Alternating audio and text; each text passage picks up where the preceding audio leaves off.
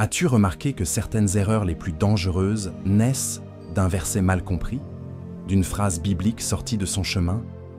Tu l'as vu chez d'autres, parfois en toi.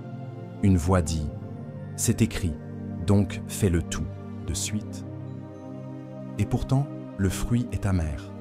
La paix disparaît, la relation se casse, le cœur se dessèche. Écoute, le diable n'a pas peur d'un verset isolé. Il tremble devant la parole bien comprise, dans l'esprit, dans le contexte, dans l'obéissance. Il est écrit, Satan lui-même se déguise en ange de lumière. Deuxième épître aux Corinthiens, chapitre 11, verset 14. Il ne vient pas toujours avec un mensonge grossier. Il vient avec une demi-vérité.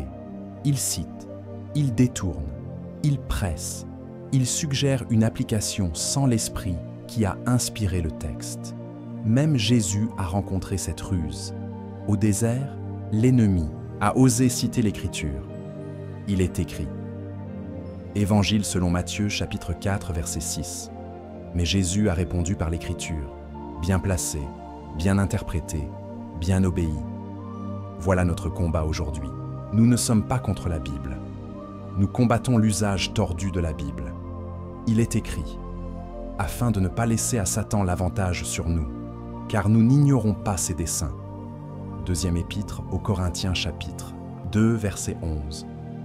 Ses desseins, te pousser à lire sans prier, à proclamer sans obéir, à isoler un verset et ignorer le reste, à brandir la lettre et étouffer l'amour.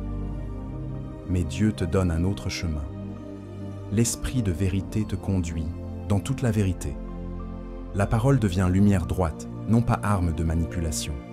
Souviens-toi, dans le royaume, le succès est prévisible, l'échec aussi. Quand tu lis avec l'esprit, avec le corps de Christ, avec le contexte, tu bâtis sur le roc. Quand tu lis pour justifier ta chair, tu glisses sur le sable. Aujourd'hui, nous allons dévoiler 6 façons par lesquelles l'ennemi tord l'Écriture pour tromper. Nous allons poser, pour chacune, un pas simple pour rester aligné. Tu sortiras avec une boussole claire. Tu reconnaîtras la voix du berger au milieu du bruit.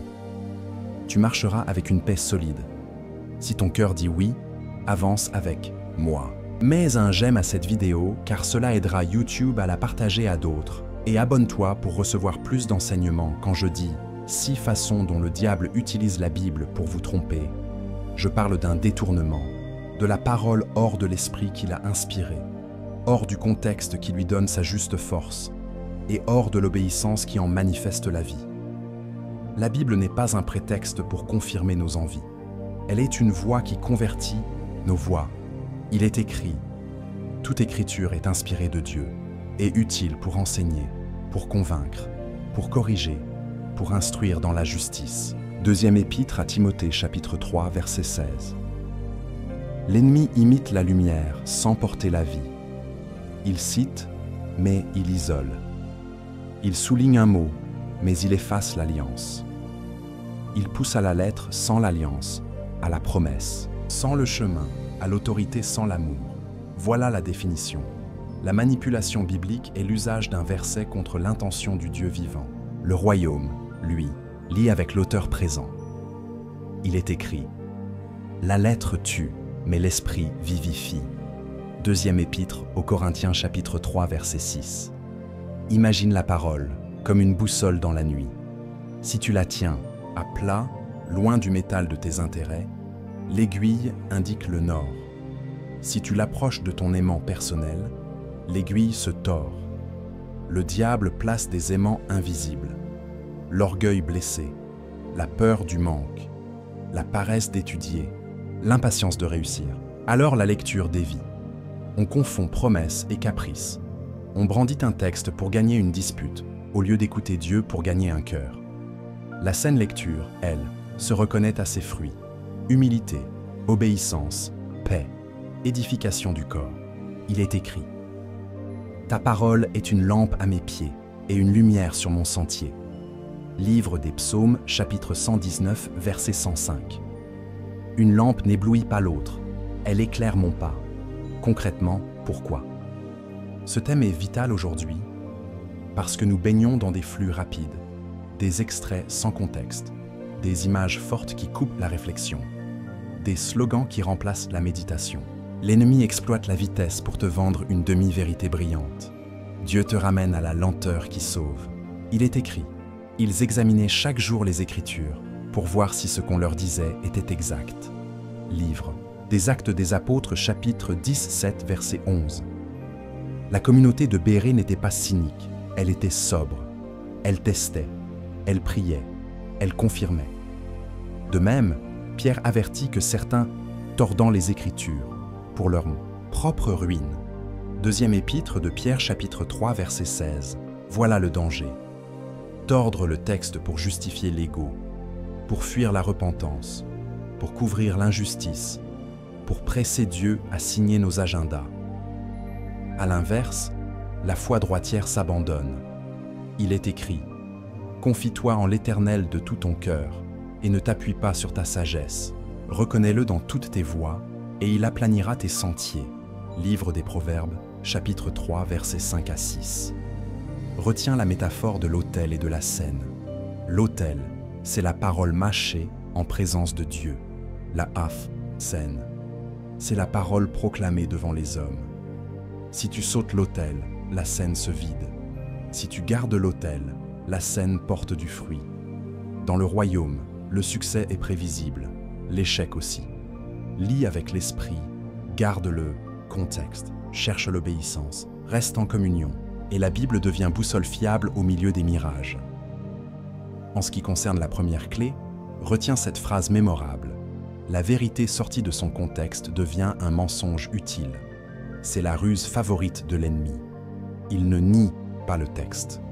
Il t'arrache le texte à son cadre. Il isole la ligne. Il éteint l'alliance. Il est écrit « La lettre tue, mais l'esprit vivifie ». Deuxième épître aux Corinthiens, chapitre 3, verset 6. La lettre toute, seule, c'est la coquille. L'esprit, c'est la vie de l'auteur présent. Quand tu lis sans l'auteur, tu prends un verset comme une pierre et tu lances sur ton frère. Quand tu lis avec l'auteur, la même parole devient pain qui nourrit. Le diable a tenté cette manœuvre contre Jésus. Il est écrit, il donnera des ordres à ses anges. Évangile selon Matthieu chapitre 4 verset 6. C'était un verset réel, mais c'était un usage tordu.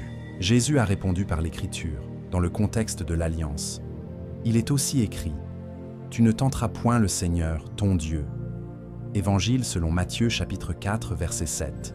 Livre du Deutéronome chapitre 6 verset 16. Voilà le discernement. L'Écriture interprète l'Écriture. Un verset ne gouverne pas seul. La somme de la parole dessine le sentier. Il est écrit « La somme de ta parole est la vérité ». Livre des Psaumes, chapitre 110, 9 verset 160. Alors, reconnais le piège. Quand un texte t'est proposé pour excuser une passion, pour contourner une loi claire, pour humilier quelqu'un, pour justifier une impatience, suspecte la torsion. Reviens au cadre. Qui parle dans le passage? À qui? Dans quelle alliance? Avant et après, que dit l'Esprit? La Bible n'est pas un slogan, c'est une histoire sainte qui pointe vers Jésus. Il est écrit « Ta parole est une lampe à mes pieds et une lumière sur mon sentier. » Livre des Psaumes, chapitre 119, verset 105. Une lampe éclaire le pas du jour. Elle ne sert pas d'arme pour gagner une dispute. Regarde un exemple concret. Quelqu'un cite « Ne jugez point » pour fuir toute correction fraternelle. Mais le même Seigneur ordonne le discernement, la restauration et la vérité dite dans l'amour. L'Écriture, dans sa totalité, nous apprend à ôter d'abord la poutre, puis à aider le frère avec douceur. Sans le contexte, « Ne jugez, point » devient un bouclier de la chair. Avec le contexte, c'est une porte vers l'humilité et la guérison. Autre exemple, on brandit « tout m'est permis » pour légitimer une liberté qui blesse la conscience des autres. Mais la phrase complète enseigne la seigneurie de Christ, l'édification du corps et la recherche du bien de l'autre. Sans le cadre, la liberté devient caprice. Avec le cadre, la liberté devient service. Le remède biblique est simple et fort. Lis lentement, lis en entier, lis avec l'Église. Il est écrit. Ils examinaient chaque jour les Écritures pour voir si ce qu'on leur disait était exact. Livre des Actes des Apôtres, chapitre 10, 7, verset 11. Les Béréens n'avaient pas un esprit critique amer. Ils avaient un esprit sobre. Ils reliaient les versets à l'histoire du salut. Ils laissaient l'esprit confirmer. Pratiquement, quand un verset brille trop vite, mets-le à l'épreuve de 3 questions courtes. Première question. Ce que je comprends honore-t-il le caractère de Dieu révélé en Jésus? Deuxième question. Ce que je veux faire respecte-t-il l'ensemble des Écritures sur ce sujet? Troisième question. Ce pas produit-il les fruits du royaume, c'est-à-dire l'amour, la paix, la sainteté, la justice? Si l'une de ces réponses vacille, attends. Ne te précipite pas. Reviens à l'autel. Demande au Saint-Esprit de raccorder la parole entendue à la parole entière. Le succès est prévisible, l'échec aussi. Pourquoi? Parce que si tu gardes le contexte, tu gardes la boussole. Si tu perds le contexte, tu suis un aimant caché dans ton propre cœur. Prie aussi avec les psaumes. Ils t'apprennent la langue de Dieu. Ils réordonnent les émotions. Ils te sortent des slogans pour te remettre dans la relation. Et marche. En communauté, Dieu a voulu que l'interprétation se fasse au milieu des saints, pas dans la tour d'ivoire des égaux. Soumets tes intuitions. Écoute les anciens. Demande des sources. Recherche la cohérence. Tu vas grandir en sûreté. Écrivez-le. Je refuse les versets isolés. Je lis avec l'auteur. Je garde le contexte. Et la parole devient lumière qui me conduit droit. En ce qui concerne la deuxième clé, retiens cette phrase mémorable. La promesse sans l'alliance devient une illusion religieuse. L'ennemi aime effacer les petits mots qui changent tout. Il efface « si ». Il efface « demeure ». Il efface « garde ». Il te pousse à réclamer sans rester, à proclamer sans obéir, à citer sans marcher. Il est écrit « Soyez des faiseurs de la parole, et non des auditeurs qui s'y trompent eux-mêmes ». Épître de Jacques, chapitre 1, verset 22. L'autotromperie naît quand j'aime la phrase mais que je fuis le pas. L'exemple est clair avec les bénédictions de l'Alliance. Il est écrit « Si tu obéis à la voix de l'Éternel, ton Dieu, toutes ces bénédictions viendront sur toi. » Livre du Deutéronome chapitre 20, 8 verset 1. L'ennemi souligne bénédiction. Il gomme « si tu obéis ». Le royaume, lui, honore le lien. L'obéissance n'achète rien, elle aligne. Elle ouvre les portes que Dieu a déjà préparées. Regarde encore. Il est écrit « Cherchez premièrement le royaume et sa justice, et toutes ces choses vous seront données par-dessus. » Évangile selon Matthieu chapitre 6, verset 33. L'adversaire inverse l'ordre. Il te fait courir après toutes ces choses et traiter premièrement comme un détail. Résultat, agitation, déception, confusion. Jésus replace le centre. Le royaume d'abord. Le reste suit. Autre ruse, transformer une promesse de présence en talisman de performance. Je puis tout par celui qui me fortifie. Épître aux Philippiens, chapitre 4, verset 13. Le contexte parle de contentement, de mission, de grâce dans le manque et l'abondance. L'ennemi change la boussole. Il en fait un slogan pour imposer nos envies. La parole remet l'axe. Je puis tout pour faire la volonté de Dieu, dans la saison de Dieu, avec la force de Dieu. Il est écrit « Si vous demeurez en moi et que mes paroles demeurent en vous, demandez ce que vous voudrez et cela vous sera accordé. » Évangile selon Jean chapitre 15 verset 7. Le « si » protège l'autorité de la prière. Demeurer n'est pas un mot poétique. C'est un choix quotidien. Restez attaché. Laissez la parole habiter. L'ennemi veut la demande sans la demeure. Il veut la clé sans la porte. La Bible répond par l'ordre du ciel. D'abord demeurer, ensuite demander, encore un repère. Il est écrit, de ta que ce livre de la loi ne s'éloigne point de ta bouche. Médite-le jour et nuit pour agir fidèlement, car alors tu auras du succès. Livre de Josué chapitre 1 verset 8. Le succès est prévisible, l'échec aussi. Pourquoi? Parce que le succès du royaume naît d'une parole méditée, puis pratiquée. La méditation sans l'action dessèche. L'action sans la méditation s'égare. La ruse du diable sépare ce que Dieu a uni.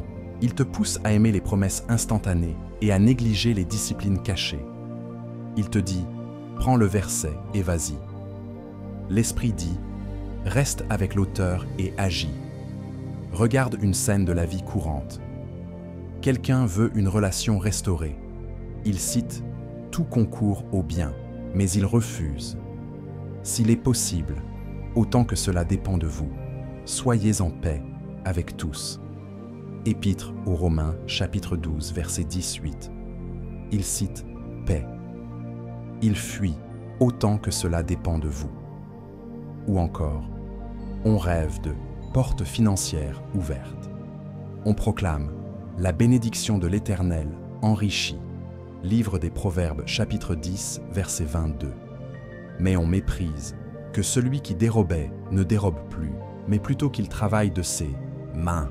Épître aux Éphésiens, chapitre 4, verset 28. La promesse ne cautionne jamais la paresse, ni la duplicité. Elle accompagne l'intégrité. Comment répondre concrètement? Par une lecture qui cherche les charnières, cherche les si, les afin que, les alors. Ce ne sont pas des détails, ce sont des portes. Quand un verset te touche, demande au Saint-Esprit « Quel si m'appelles-tu à honorer? Où dois-je demeurer? Quelle obéissance simple aujourd'hui ?» Puis rattache toujours la promesse à la personne de Jésus. Il est écrit « D'Arin, toutes les promesses de Dieu trouvent leur oui en lui. » Deuxième épître aux Corinthiens, chapitre 1, verset 20. La promesse n'est pas un chèque sans relation. Elle est un fruit de la communion. Revient aussi à l'amour, qui est la loi royale. Il est écrit « La foi agissant par l'amour ». Épître aux Galates, chapitre 5, verset 6. Si mon application écrase l'amour, je me suis trompé de Nord. Enfin, vérifie les fruits. Il est écrit « Vous les reconnaîtrez à leurs fruits ». Évangile selon Matthieu, chapitre 7, verset 20. Une promesse bien appliquée produit paix, sainteté, justice. Une promesse dévoyée produit agitation, excuse, dureté. Si les fruits crient faux, arrête-toi, reviens à l'autel, demande conseil à des aînés mûrs. Dieu n'est pas pressé, il est fidèle. Écrivez-le. Je refuse les promesses sans l'alliance, j'embrasse les si de Dieu. Je demeure en Christ, et mes demandes s'alignent sur sa volonté. Alors la promesse devient vie et non mirage. En ce qui concerne la troisième clé, retiens cette phrase mémorable. L'autorité sans l'amour devient une arme contre le cœur de Dieu. Le diable adore cela. Il pousse à citer juste, mais à agir faux. Il te fait brandir un verset comme un marteau, alors que le Seigneur l'a donné comme une lumière. Il est écrit « La connaissance enfle, mais l'amour édifie ». Première épître aux Corinthiens chapitre 8, verset 1. Sans l'amour, la connaissance biblique gonfle l'ego et écrase les frères. Avec l'amour, la même connaissance reconstruit, guérit, relève. Regarde Jésus face aux pharisiens. Il tenait la loi, il manquait le cœur. La femme adultère est jetée au milieu. Les versets volent comme des pierres. La foule réclame la sentence. Jésus se baisse. Il écrit sur le sol, puis il dit « Que celui de vous qui est sans péché jette le premier la pierre. » Évangile, selon Jean chapitre 8, verset 7. La loi n'a pas été annulée, le cœur de Dieu a été rétabli. Il est écrit « Je veux la miséricorde et non le sacrifice ». Livre du prophète Osée chapitre 6, verset 6. Évangile selon Matthieu chapitre 9, verset 13. Voilà le test qui démasque la ruse.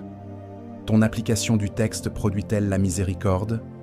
Que Dieu aime, la sainteté qu'il commande, la justice qu'il recherche? Ou bien produit-elle dureté, mépris, domination, spectacle? Le diable s'est cité, il est écrit, c'est son masque préféré, mais il ne peut pas imiter le fruit de l'esprit. Il est écrit, le fruit de l'esprit, c'est l'amour, la joie, la paix, la patience, la bonté, la bienveillance, la foi, la douceur, la tempérance. Épître aux Galates, chapitre 5, versets 22 et 23. Quand une interprétation te conduit à mépriser, à te croire supérieur, à blesser la brebis la plus fragile, suspecte la manœuvre. Reviens au visage de Christ. La parole, faite chair, est notre herméneutique vivante. Ce que tu comprends doit ressembler à ce que Jésus fait, à la manière dont Jésus parle, aux priorités que Jésus porte. Souviens-toi aussi du sabbat.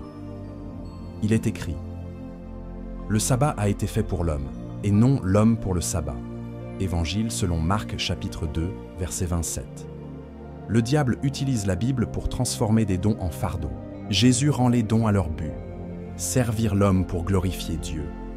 L'ennemi soufflera toujours ceci, applique la lettre au détriment du cœur, impose la règle sans la relation, fait taire la compassion au nom de la précision. Le royaume répond autrement, garde la précision, mais dans la compassion, garde la règle, mais au service de la relation, garde la vérité, mais dis-la dans l'amour. Il est écrit, dire la vérité dans la charité. Épître aux Éphésiens chapitre 4, verset 15. Sans charité, ta vérité devient une cymbale qui résonne creux. Avec la charité, elle devient une épée qui guérit. Regarde encore Jésus dans la synagogue, devant l'homme à la main sèche. Les religieux épient pour l'accuser. Jésus pose la question qui révèle le cœur du Père. Est-il permis, le jour du sabbat, de faire du bien? Évangile selon Marc chapitre 3, verset 4. Puis il guérit. La vraie lecture de la Bible libère l'homme et rend gloire à Dieu. Comment répondre, concrètement, à cette ruse? Par une simple règle d'autel, jamais un verset contre l'amour, jamais une conviction contre la conscience d'un frère, jamais une posture qui te grandit et qui rapetisse la grâce, mais chaque application à l'épreuve de la croix. La croix n'est pas seulement notre salut, elle est notre méthode. Elle abaisse l'orgueil, elle élève la miséricorde, elle expose les manipulations. Il est écrit, le but du commandement, c'est la charité. Première épître à Timothée chapitre 1 verset 5. Si ton zèle biblique te rend dur, tu as quitté le but. Si ta précision fait trembler les faibles, tu as quitté le but. Si ta doctrine t'empêche d'aimer ton ennemi, tu as quitté le but. Reviens au Maître, reviens au parfum de l'Évangile et marche avec l'Église. Soumets tes applications à des aînés qui veillent sur ton âme. Écoute les témoins de ta communauté. L'Esprit parle aussi par eux. Enfin, regarde les fruits dans le temps. Une application de la parole qui vient de Dieu produit, avec la sainteté, une paix profonde et durable. Une application qui vient de l'ennemi produit agitation, querelle, division, honte déguisée en zèle. Dans le royaume, le succès est prévisible, l'échec aussi. Pourquoi? Parce que lorsque tu gardes la vérité dans l'amour, tu restes dans le courant du cœur du Père. Et là, l'onction demeure. Écrivez-le. Je refuse d'utiliser la Bible pour accuser et dominer. Je choisis de la vivre pour aimer, guérir, relever. Et la vérité devient puissance qui libère. En ce qui concerne la quatrième clé, retiens cette phrase mémorable. Transformer la Bible en oracle magique conduit à des décisions sans Dieu. Le diable adore ce piège. Il te pousse à tirer un verset au hasard, à poser le doigt quelque part, à chercher une phrase rapide pour une direction complexe. Il remplace la communion par la précipitation. Il échange la relation contre la superstition.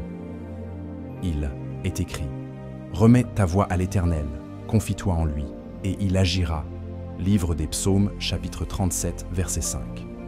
Remets, confie, puis marche. La parole n'est pas une roue de fortune. Elle est une lumière pour le sentier. Il est écrit « Ta parole est une lampe à mes pieds et une lumière sur mon sentier. » Livre des Psaumes, chapitre 110, 9, verset 105. Une lampe n'est pas un ticket de loterie. Elle éclaire pas à pas. L'ennemi sait que tu aimes l'Écriture. Alors il te vole la méthode de l'Écriture. Il te souffle d'ignorer l'esprit, d'éviter la prière, de ne pas demander conseil. Il te fait croire qu'un verset isolé, sorti de son cadre, peut remplacer l'écoute du berger.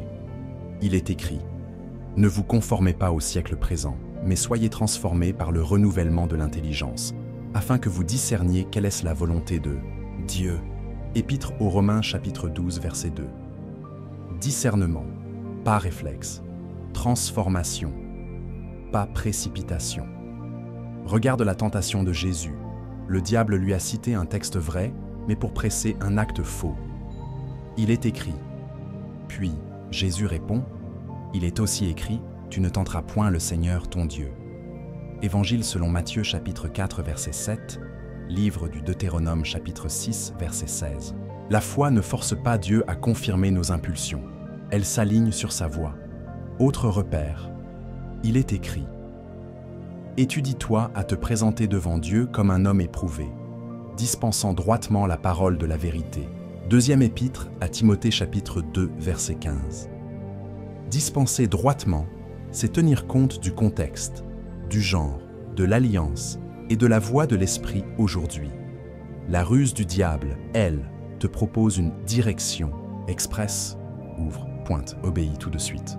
Et souvent, tu te blesses. Tu quittes un travail sans sagesse. Tu entres dans une relation sans paix. Tu lances un projet sans mandat. Puis tu dis « Mais j'avais un verset ». Le ciel répond « Avais-tu la paix? Avais-tu demandé? Avais-tu soumis ?» Dans les Actes, l'Église n'a pas guidé sa mission par la bibliomancie. Elle a cherché la face de Dieu. Il est écrit. Pendant qu'ils servaient le Seigneur dans leur ministère et qu'ils jeûnaient, le Saint-Esprit dit « Mettez-moi à part Barnabas et Saul ». Livre des Actes des Apôtres, chapitre 13, verset 2. Voilà la méthode du royaume. Parole, prière, jeûne, communauté, esprit qui parle et parole qui confirme. Oui, Dieu peut parfois utiliser un verset précis pour répondre à une question précise. Mais ce verset arrive comme une confirmation dans une relation vivante, pas comme un tirage mécanique. Et Dieu interdit toute forme de divination, même déguisée. Il est écrit qu'on ne trouve chez toi personne qui pratique la divination. Livre du Deutéronome, chapitre 10, 8, verset 10. La bibliomancie est une divination religieuse. Elle enlève la seigneurie de Jésus pour confier les décisions au hasard. Le succès est prévisible, l'échec aussi. Pourquoi? Parce que Dieu dirige par sa paix et par sa sagesse, pas par la panique ni par la magie. Il est écrit « Confie-toi en l'Éternel de tout ton cœur et ne t'appuie pas sur ta sagesse. Reconnais-le dans toutes tes voies et il aplanira tes sentiers. » Livre des Proverbes, chapitre 3, versets 5 et 6. Reconnais-le, parle-lui, attends-le, demande conseil. La paix du Christ arbitre dans ton cœur. Il est écrit que la paix de Christ, à laquelle vous avez été appelés, règne dans vos cœurs. Épître aux Colossiens, chapitre 3, verset 15. Concrètement, comment déjouer cette ruse aujourd'hui? Commence par sanctifier un temps court de lecture suivi. Choisis un évangile. Lis chaque jour un passage, du début à la fin. Demande au Saint-Esprit une lumière simple. Qui est Dieu ici? Qu'attend-il de moi? Quel pas concret aujourd'hui? Note, obéis. Ensuite, quand une décision lourde arrive, ne tire pas un verset. Prie. Cherche 2 ou 3 passages clairs sur le thème. Demande à un aîné spirituel de te poser des questions. Cherche le témoin intérieur de la paix. Regarde les circonstances. Dieu ouvre et ferme. Il n'est pas confus. S'il tarde, attends. Le temps de Dieu est une protection. Regarde Gédéon et sa toison. Dieu a condescendu à sa faiblesse. Mais l'alliance nouvelle te donne mieux. L'Esprit habite en toi. La parole demeure en toi. L'Église t'entoure. Tu n'as pas besoin de tester Dieu par des signes fabriqués. Tu as besoin d'obéir à la lumière que tu as, pas à pas. Enfin, surveille tes motivations. Veux-tu vraiment sa volonté? Ou cherches-tu un verset pour bénir ta préférence? Dis au Seigneur la vérité, il sait déjà. Et il répond à l'honnêteté. Il est écrit, approchez-vous de Dieu et il s'approchera de vous. Épître de Jacques, chapitre 4, verset 8. Approche-toi par la prière, par la parole, par la paix, par la communauté. Tu verras. La confusion va baisser, la lumière va grandir, et ta route sera aplanie. Écrivez-le. Je refuse la bibliomancie. Je cherche la voie du berger. Je lis la parole avec l'esprit et avec l'Église. Et mes décisions suivent la paix de Christ, pas le hasard. En ce qui concerne la 5e clé, retiens cette phrase mémorable. Ne touchez pas à mes oins n'est pas un bouclier pour l'abus. C'est un appel à la crainte de Dieu dans la vérité. Le diable aime utiliser la Bible pour bâillonner la correction, étouffer la lumière, protéger l'ego au lieu du troupeau. Il fait brandir un verset pour bloquer toute question. Il transforme l'honneur en omerta. Il remplace la responsabilité par l'intimidation spirituelle. Il est écrit « Examinez toutes choses, retenez ce qui est de bon ». Première épître aux Thessaloniciens, chapitre 5, versets 20 et 1. L'examen n'est pas de la rébellion. C'est une hygiène de sainteté. Les Béréens l'ont pratiqué. Il est écrit, ils examinaient chaque jour les Écritures pour voir si ce qu'on leur disait était exact. Livre des Actes des Apôtres, chapitre 17, verset 11. Voilà le modèle. Parole, examen, humilité, paix. L'ennemi, lui, prend une phrase du psaume et en fait une armure d'impunité. Mais le même Dieu qui demande l'honneur demande aussi la lumière. Il est écrit « Reprends devant tous ceux qui pêchent, afin que les autres aient aussi de la crainte ». Première épître à Timothée, chapitre 5, verset 20, après le garde-fou du témoignage confirmé au verset précédent. Voilà l'équilibre du royaume. L'honneur protège l'onction. La correction protège les brebis. Les deux viennent de Dieu. Regarde Paul et Pierre. Ce n'étaient pas des débutants. Ce n'était pas une querelle d'ego. C'était l'évangile en jeu. Il est écrit « Je lui résistais en face, parce qu'il était répréhensible ». Épître aux Galates, chapitre 2, verset 11. Paul n'a pas attaqué l'homme. Il a défendu la vérité qui libère les nations. La correction fraternelle, quand elle est droite, sauve des foules d'un faux chemin. Et Jésus nous avertit. Il est écrit « Gardez-vous des faux prophètes ». Évangile selon Matthieu, chapitre 7, verset 15. Si le Maître nous ordonne la vigilance, c'est que la vigilance est amour. Elle préserve le troupeau. Elle honore la gloire de Dieu. L'ennemi adore la confusion. Il mélange soumission et servilité. Il confond fidélité et silence. Il accuse toute prudence de critique. Il appelle division, ce que Dieu appelle lumière. Mais la parole trace la route. Il est écrit « Mieux vaut une réprimande ouverte qu'une amitié cachée. Les blessures d'un ami sont fidèles. » Livre des Proverbes, chapitre 27, versets 5 et 6. Une réprimande droite vaut mieux qu'un compliment qui laisse l'âme se perdre. La vraie soumission n'est pas muette. Elle est loyale, biblique, lumineuse. Elle parle pour protéger la sainteté de la maison de Dieu. Dans l'église d'Éphèse, le Seigneur lui-même a loué le discernement. Il est écrit « Tu as éprouvé ceux qui se disent apôtres et ne le sont pas. » Apocalypse de Jean chapitre 2, verset 2. C'est sérieux. Le ciel applaudit l'examen quand il sauve la vérité. Alors, comment l'ennemi s'y prend-il concrètement? Il sort « Ne jugez point » pour interdire toute évaluation. Mais Jésus demande de discerner les fruits. Il sort « Touchez pas à loin » pour sanctuariser des comportements contraires à l'Écriture. Mais la parole demande des témoins, des procédures, des anciens murs et le respect de la justice de Dieu. Il sort « Obéissez à vos conducteurs » pour exiger une allégeance qui remplace la seigneurie de Christ. Mais le même Dieu exige que les conducteurs rendent compte et que tout soit fait décemment et avec ordre, selon la parole et non selon l'arbitraire. Le succès est prévisible, l'échec aussi. Pourquoi? Parce que le royaume prospère lorsque l'honneur et la responsabilité avancent ensemble. Là où la lumière habite, la grâce demeure. Là où l'impunité se cache, l'onction se dessèche.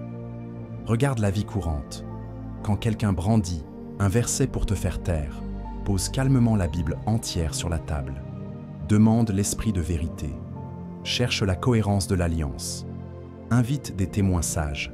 Souviens-toi, la correction biblique ne vise pas la honte, elle vise la guérison. Il est écrit « Dire la vérité dans la charité ».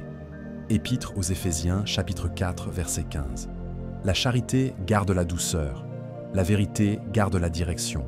Ensemble, elles protègent le troupeau et honorent Jésus. Concrètement, marche avec 3 garde-fous intérieurs, simples et sains. Premier garde-fou, Jésus est-il le centre de cette lecture ou protège-t-elle une personne, une marque, un intérêt? Deuxième garde-fou, les fruits attendus ressemblent-ils aux fruits de l'esprit? Troisième garde-fou, la procédure respecte-t-elle l'écriture, les témoins, la paix? Si l'un de ces feux passe au rouge, arrête-toi, prie, cherche conseil, reste dans la lumière. Dieu n'a rien à cacher. Le Dieu de vérité aime les maisons transparentes. Et si tu es un leader, embrasse cette grâce. La redevabilité n'est pas une menace, c'est une protection. Elle garde ton cœur souple, elle garde ta voix claire, elle garde ton ministère long. Écrivez-le. Je refuse d'utiliser la Bible pour étouffer la lumière. Je choisis l'honneur avec redevabilité, la vérité avec charité, et la maison de Dieu demeure saine, forte et pleine de grâce. En ce qui concerne la 6e clé, retiens cette phrase mémorable. La grâce sans repentance devient une permission de pécher. C'est l'un des pièges les plus subtils. L'ennemi ne te dit pas « rejette la grâce ». Il te souffle « abuse de la grâce ». Il prend un diamant et en fait un alibi. Il cite la miséricorde et efface la conversion. Il est écrit « des impies changent la grâce de notre Dieu en dérèglement ». Épître de Jude, chapitre 1, verset 4. Voilà la manœuvre. La vraie grâce libère. La grâce contrefaite excuse. La vraie grâce enseigne. La contrefaçon anesthésie. Écoute la parole. La grâce de Dieu, source de salut pour tous les hommes, a été manifestée. Elle nous enseigne à renoncer à l'impiété et aux convoitises mondaines. Épître à Tite, chapitre 2, versets 11 et 12. La grâce n'est pas un voile posé sur l'ancienne vie. Elle est une force qui t'en fait sortir. Elle t'apprend à dire non. Elle t'équipe pour un oui durable. L'ennemi, lui, te chuchote. Dieu comprend. Continue un peu. Plus tard, tu arrangeras. Mais il est écrit « Persévérerions-nous dans le péché afin que la grâce abonde ?» Loin de là. Épître aux Romains, chapitre 6, verset 1. La foi authentique ne joue pas avec le feu. Elle marche vers la lumière. Regarde 2 scènes simples. Première scène. Quelqu'un tombe, puis dit « Il n'y a donc maintenant aucune condamnation. » Vrai, si tu es en Christ. Mais le même chapitre parle de marcher selon l'esprit et non selon la chair. Sans cette marche, la phrase devient un slogan sans souffle. Deuxième scène. Quelqu'un se cache derrière « Dieu voit mon cœur » pour éviter de réparer, de confesser, de restituer. Mais il est écrit « Si nous confessons nos péchés, il est fidèle et juste pour nous les pardonner et pour nous purifier. » Première épître de Jean, chapitre 1, verset 9. La confession ouvre la porte. La purification traverse la porte. Le diable craint cette lumière. Il préfère les zones grises, les demi-aveux, les regrets sans décision. La Bible, elle, parle d'une tristesse qui produit un vrai fruit. Il est écrit « La tristesse, selon Dieu, produit une repentance à salut dont on ne se repent jamais. » Deuxième épître aux Corinthiens, chapitre 7, verset 10. La tristesse, selon Dieu, n'écrase pas, elle oriente. Elle t'arrache au piège pour t'asseoir dans la paix. Le succès est prévisible, l'échec aussi. Pourquoi ? Parce que la grâce qui t'enseigne à renoncer te garde dans la puissance de vivre autrement. Concrètement, comment démasquer la contrefaçon ? Observe les fruits. Si ta compréhension de la grâce te laisse aimer ton péché et suspecter la sainteté, tu as pris un mauvais virage. Si elle te rend léger avec ce qui blesse ton âme, arrête-toi, reviens à la croix. Là, tu vois le prix. Là, tu reçois la force. Retiens aussi une règle d'autel. La grâce ne te laisse pas où elle t'a trouvé. Elle t'emmène, par étapes, par victoire, par relèvement, par obéissance, concrète. Aujourd'hui, fais ce pas simple. Nomme devant Dieu l'habitude qui a survécu cachée derrière des versets.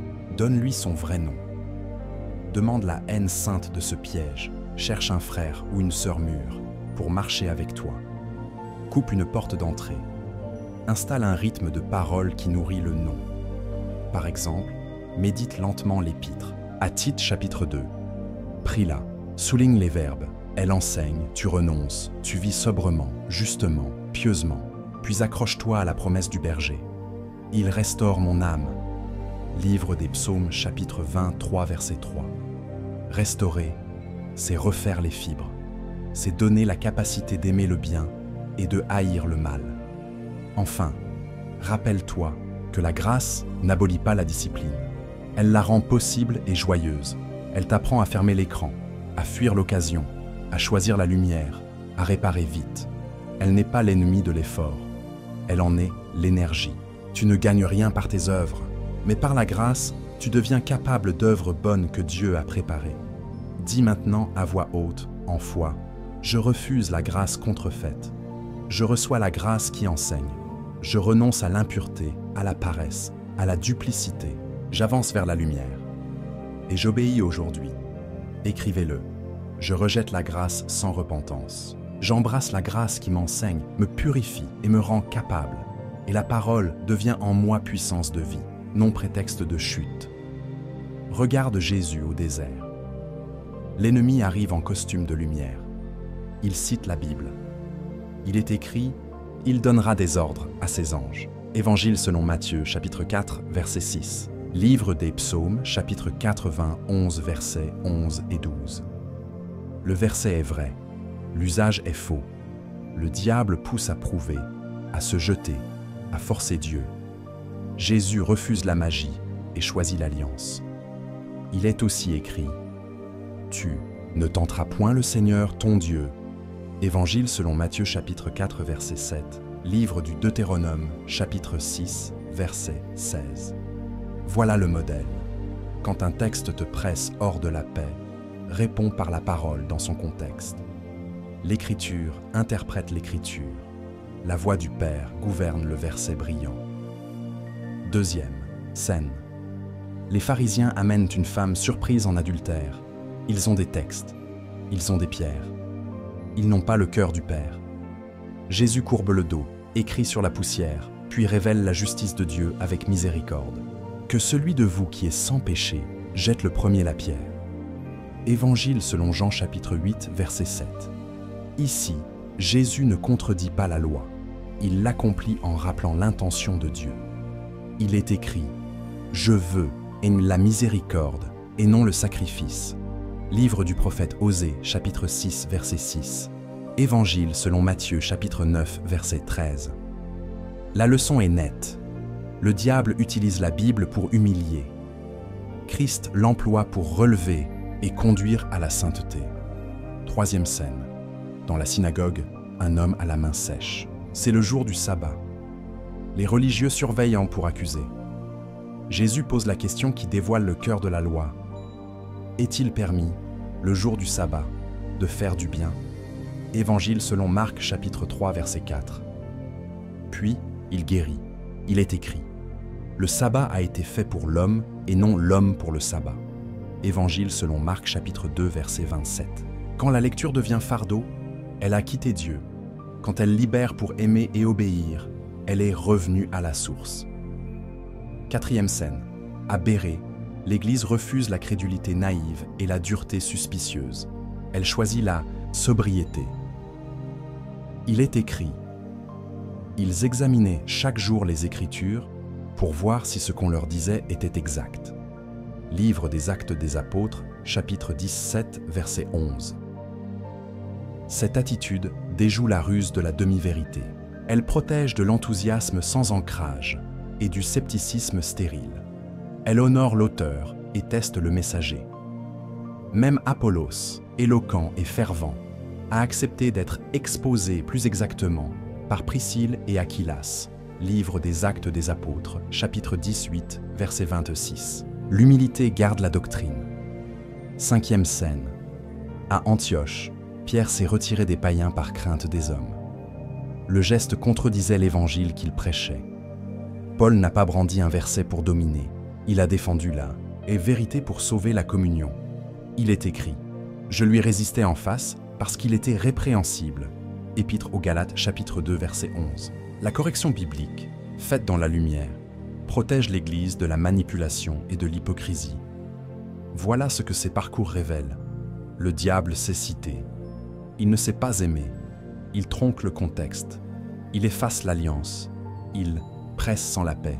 Jésus, lui, lie avec le Père, dans l'esprit, pour la vie des hommes. Les Béréens testent. Les disciples s'ajustent. La miséricorde et la vérité marchent ensemble. Garde ce repère au cœur. La vraie lecture produit l'humilité, la sainteté, la paix, l'édification du corps. La fausse lecture produit la précipitation, la dureté, la confusion, la division. Et souviens-toi de la maxime qui oriente tes pas. Le succès est prévisible, l'échec aussi. Pourquoi? Parce que lorsque tu honores le contexte, l'esprit, la communauté et l'obéissance, tu marches sur le roc. Quand tu utilises la Bible pour servir ta chair, tu glisses sur le sable. Alors regarde Jésus, regarde l'église de Bérée, regarde Paul face à Pierre et dit « Je choisis la parole dans la lumière de Dieu. Maintenant, passons de la lumière à la marche. Commence à l'autel. Lis avec l'auteur. Prie avant d'ouvrir. Prie en lisant. Prie après avoir lu. Dis simplement « Saint-Esprit, conduis-moi. Il est écrit « Ouvre mes yeux pour que je contemple les merveilles de ta loi. » Livre des Psaumes chapitre 119, verset 10-8. Puis avance lentement, cherche le contexte. Qui parle? À qui? Dans quelle alliance? Laisse l'Écriture expliquer l'Écriture. Il est écrit « La somme de ta parole est la vérité. » Livre des Psaumes, chapitre 119, verset 160. Quand une phrase te frappe, ne cours pas. Assieds-toi dedans. Demande au Seigneur le pas concret du jour. Il est écrit « Si quelqu'un manque de sagesse, qu'il la demande à Dieu. » Épître de Jacques, chapitre 1, verset 5. La sagesse descend quand la prière monte. Dans la famille, ferme la porte, aux demi-vérités tranchantes. La Bible n'est pas une arme pour gagner un débat conjugal. Elle est une lampe pour garder le cœur. Il est écrit « Ta parole est une lampe à mes pieds et une lumière sur mon sentier. » Livre des Psaumes, chapitre 119, verset 105. Lis à haute voix un petit passage ensemble. Dis la vérité dans la charité. Il est écrit « En professant la vérité dans la charité. » Épître aux Éphésiens, chapitre 4, verset 15. Demande pardon vite. Pardonne vite. L'ennemi utilise le texte pour attiser l'orgueil. L'esprit utilise le texte pour laver les pieds. Dans le travail, distingue l'emploi et le travail intérieur, c'est-à-dire le don. L'emploi, c'est ce pourquoi on te paie. Le don, c'est ce pourquoi tu es né. Lis la parole pour devenir fiable dans l'emploi et pour affûter ton don devant Dieu. Il est écrit « Tout ce que vous faites, faites-le de bon cœur, comme pour le Seigneur. » Épître aux Colossiens, chapitre 3, verset 23. L'intégrité au poste honore Dieu. Le don cultivé ouvre des portes droites. Il est écrit « Le don d'un homme lui fait place. » Livre des Proverbes, chapitre 10, 8, verset 16. Refuse les versets brandis pour excuser la paresse ou couvrir une fraude. Il est écrit que celui qui dérobait ne dérobe plus, mais plutôt qu'il travaille de ses mains. Épître aux Éphésiens, chapitre 4, verset 28. Dans ton appel spirituel, reviens au modèle apostolique. Parole, prière, jeûne, conseil, esprit qui parle. Il est écrit « Pendant qu'ils servèrent le Seigneur, le Saint-Esprit dit « Mettez-moi à part Barnabas et Saul. » Livre des Actes des Apôtres, chapitre 13, verset 2. Ne cherche pas une phrase magique pour lancer un ministère. Cherche la voix du berger et la confirmation de l'Église. Étudie droitement. Il est écrit « dispensant droitement. La parole de la vérité. Deuxième épître à Timothée, chapitre 2, verset 15. Quand un enseignement t'enthousiasme, adopte l'attitude de Bérée. Vérifie, compare, garde la paix. Il est écrit. Ils examinaient chaque jour les Écritures pour voir si ce qu'on leur disait était exact. Livre des Actes des Apôtres, chapitre 17, verset 11.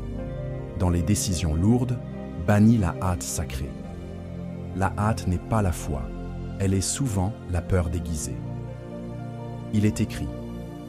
Celui qui croit ne se hâtera point. Livre du prophète Ésaïe, chapitre 28, verset 16.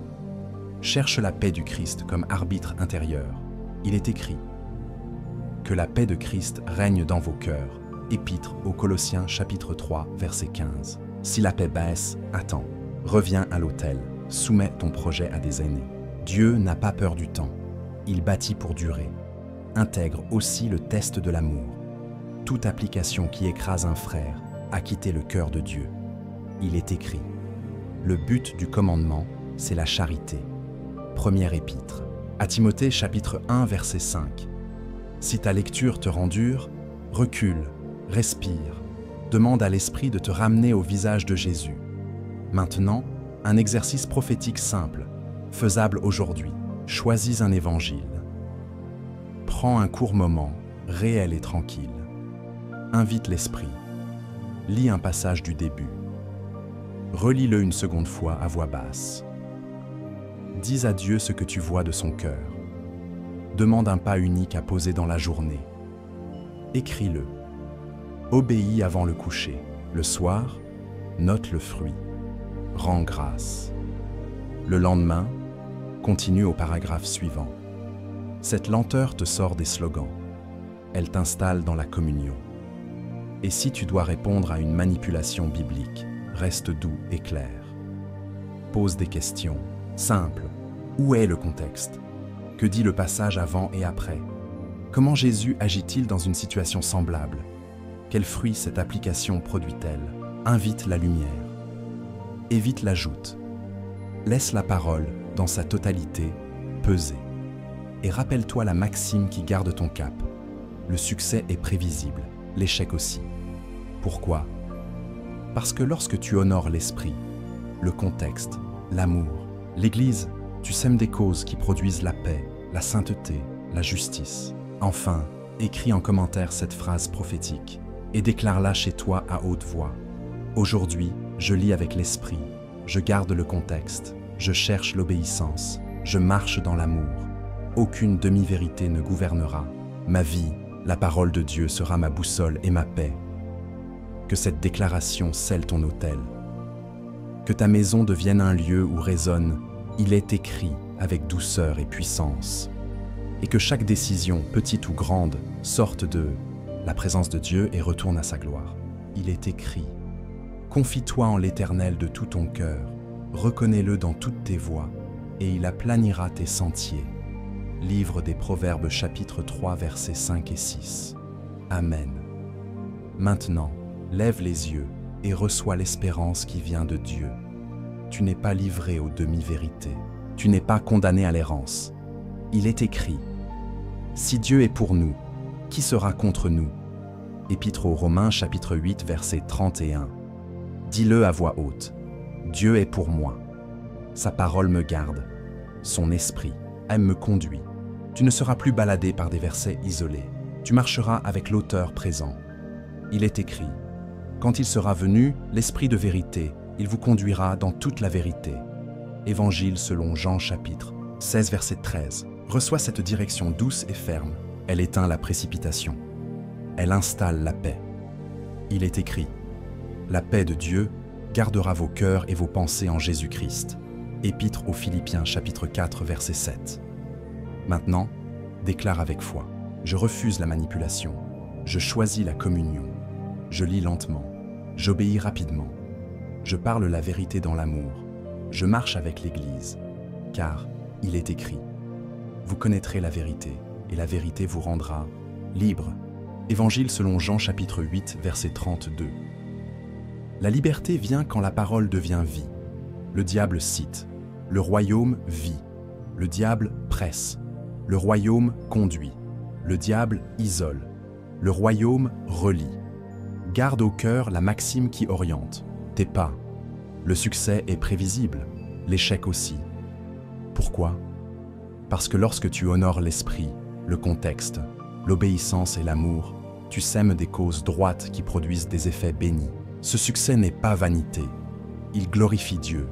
Il est écrit « Que votre lumière luise, afin qu'il voie de vos bonnes œuvres et qu'il glorifie votre Père. » Évangile selon Matthieu chapitre 5 verset 16. Alors, prends l'engagement simple et saint. Prier avant de lire. Méditer pendant la lecture. Obéir après la lecture. Il est écrit que ce livre de la loi ne s'éloigne point de ta bouche. Médite-le jour et nuit, car alors tu auras du succès. Livre de Josué chapitre 1 verset 8. Ce succès, c'est la stabilité au milieu du bruit. C'est la clarté au milieu des slogans. C'est la sainteté au milieu des compromis. Aujourd'hui, je prophétise sur ta maison. L'autel se rallume. La confusion recule. La voix du berger devient nette. Tes décisions sortent de la paix, non de la panique. Tes paroles guérissent, non ne blessent. Tes pas s'alignent, non ne s'égarent. Il est écrit « Ta parole est une lampe à mes pieds et une lumière sur mon sentier. » Livre des Psaumes, chapitre 119, verset 105. Marche pas à pas. La lampe suffit pour le pas suivant. Bénis ceux qui t'enseignent droitement. Aime la correction qui te garde humble. Fuis la dureté qui étouffe l'amour. Cherche la présence avant la plateforme. Rends la gloire à Jésus quand la parole porte du fruit. Il est écrit « Celui qui s'humilie sera élevé ». Évangile selon Luc chapitre 14 verset 11. Père, au nom de Jésus, je demande une onction de sagesse sur celui qui écoute. Des yeux ouverts, des oreilles éveillées, un cœur doux et fort. Que chaque lecture devienne rencontre, que chaque décision devienne obéissance, que chaque fruit revienne à ta gloire, et que la joie du Seigneur soit sa force chaque jour. Si cette parole te parle, scelle-la par un acte simple maintenant. Prie 30 secondes, pardonne quelqu'un, obéis à une lumière, puis répète encore. Le succès est prévisible, l'échec aussi. Je marche avec l'auteur. Mets un j'aime à cette vidéo, car cela aidera YouTube à la partager à d'autres. Et abonne-toi pour recevoir plus d'enseignements prophétiques.